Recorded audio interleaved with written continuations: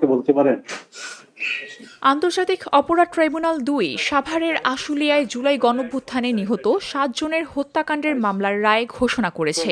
১৬ আসামির মধ্যে ৬ জনকে মৃত্যুদণ্ড, ৭ জনকে যাবজ্জীবন এবং ২ জন আসামির ৭ বছরের সাজা দেয়া হয়েছে এবং সাবেক এসআই শেখ আফজালুল হককে ক্ষমা করা হয়েছে। মামলার রায় ঘোষণার পর মৃত্যুদণ্ডপ্রাপ্ত আসামিরা আহাজারিতে আদালত প্রাঙ্গণে ফেটে পড়ে। ২০২৪ সালের ৫ই আগস্ট ক্ষমতাচ্যুত প্রধানমন্ত্রী শেখ হাসিনা ভারতে পালিয়ে যাওয়ার পর পুলিশ সাভারের আশুলিয়া থানার কাছে গুলি চালিয়ে ৫ আন্দোলনকারীর মরদেহ ও গুরুতর আহত একজনকে পুড়িয়ে দেয়। এর আগের দিন শাহাবুল ইসলাম নামে আরও এক আন্দোলনকারী নিহত হয়। নিহতদের মধ্যে ছিলেন সাজ্জাদ হোসেন সজল, আশরাবুর, Tanzil Mahmud Sujoy, Bayezid Bustami, Abul Hossain Omar Faruk.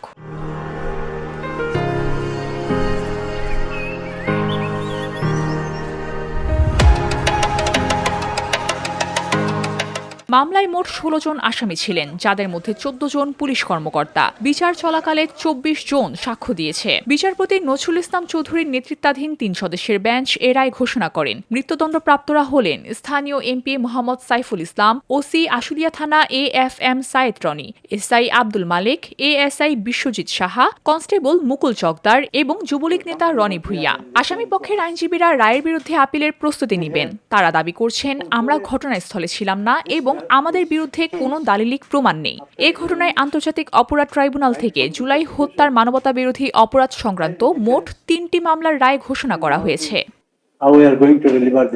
VOD Bangla news desk. Offer thanks from us to all of you who are present before us for